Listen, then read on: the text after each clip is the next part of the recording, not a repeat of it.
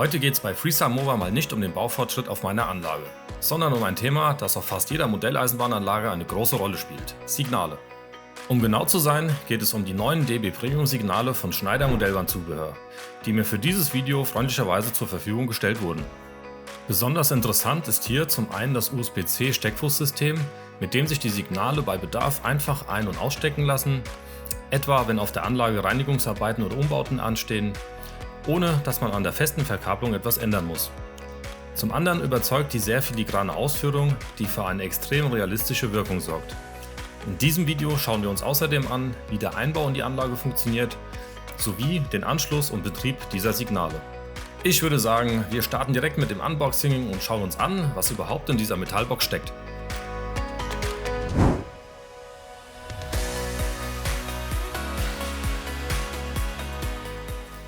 Das Signal kommt in einem Alu-Case mit großer Frontsichtscheibe, wodurch man schon von außen einen sehr hochwertigen Eindruck bekommt.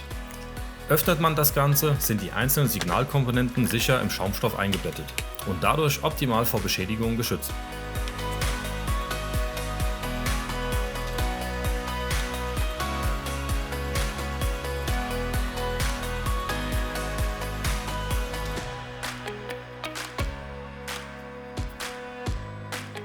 Unter den Hauptkomponenten befindet sich dann eine zweite Ebene, in der sich Anschlusskabel sowie die Bedienungsanleitung befinden.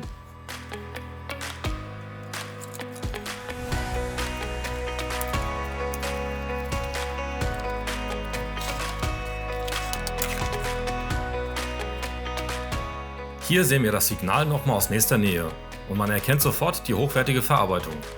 Es handelt sich um Fertigmodelle aus Messing-Feinguss und Messing-Ätzteilen, was für eine sehr feine und realistische Detailwirkung sorgt. Bei meinem Exemplar sind die Anschlusskabel noch in bunten Kupferlackdrähten ausgeführt, da es sich hierbei um ein Vorserienmodell handelt. Die später ausgelieferten Serienmodelle verfügen dann aber über mattschwarze Kabel, die dann nicht mehr so auffällig sind.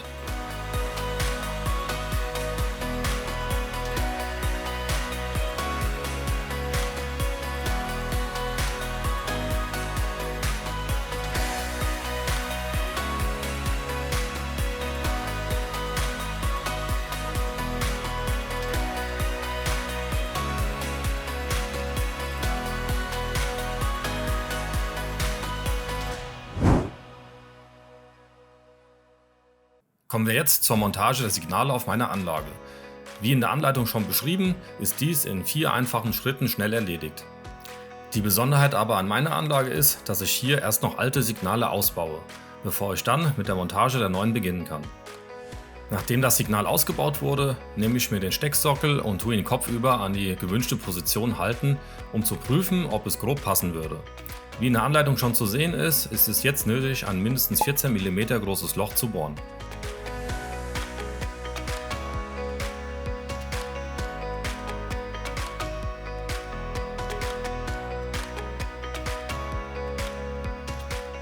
Nachdem die Bohrung erfolgt ist, wird als nächstes der Stecksockel testweise eingesetzt.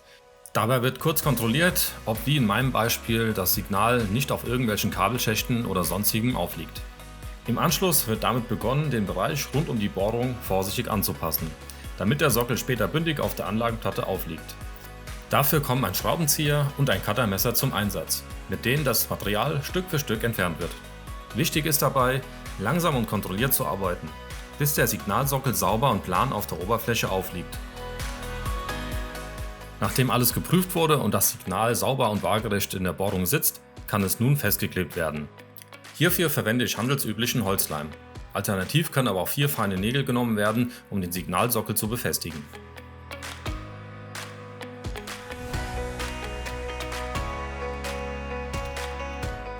Nachdem alles getrocknet ist, kann damit begonnen werden, die Landschaft rund um das Signal wieder anzupassen. Hierfür kommt ganz einfach wieder die Erde, Schotter sowie Gras und Turf zum Einsatz.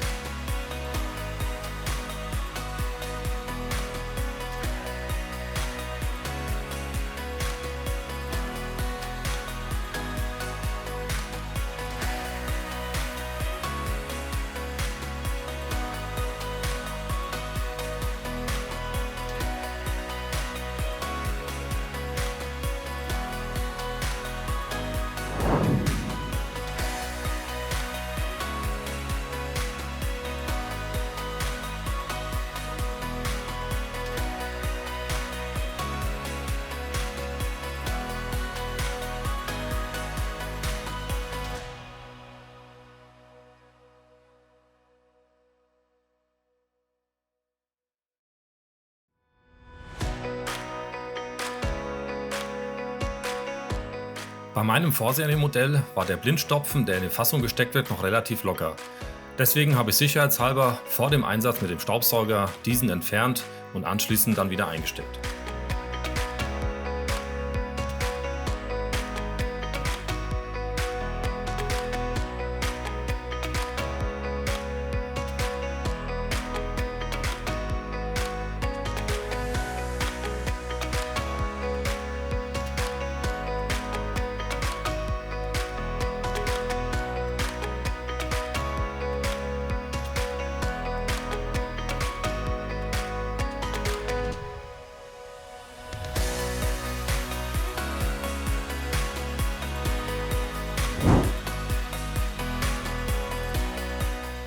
Kommen wir nun zu dem Kapitel Technik und damit zu dem Schritt, der vor dem eigentlichen Einbau stattgefunden hat.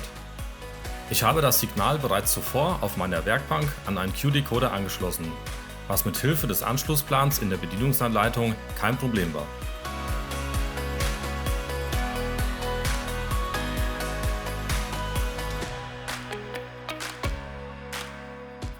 Nach einem kurzen Funktionstest auf der Werkbank musste noch ein Stecker farblich markiert werden, da es hier zwei identische Kabelbäume gibt und diese sonst nicht auseinandergehalten werden können.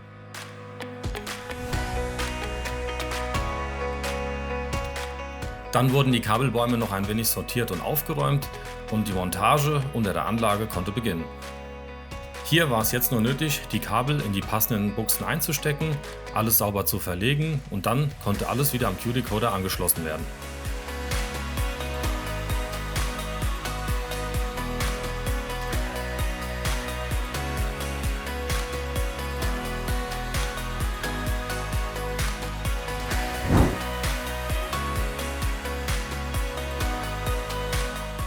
Nachdem das Signal fertig eingebaut und angeschlossen wurde, kann es jetzt endlich seinen Betrieb aufnehmen.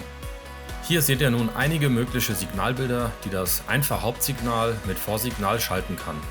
Viele weitere Informationen zu den Signalbildern sowie zum HV-System oder auch zu Signalplatzierungen findet ihr in der Bedienungsanleitung.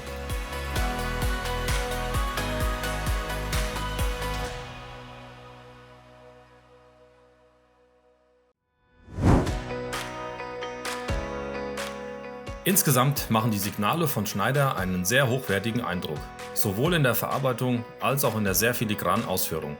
Besonders positiv hervorzuheben ist das USB-C-Steckfußsystem, das Arbeiten wie Reinigung oder Umbauten an der Anlage deutlich vereinfacht und dabei hilft, Beschädigungen an den Signalen nahezu auszuschließen. Und damit würde ich sagen, ein gelungenes Upgrade für jede Anlage. Alle Links zu den DB Premium Signalen findet ihr in der Videobeschreibung. An dieser Stelle nochmal ein großes Dankeschön an Schneider Modellbahnzubehör und jetzt folgen noch ein paar Fahraufnahmen auf meiner Anlage. Wir sehen uns beim nächsten Mal.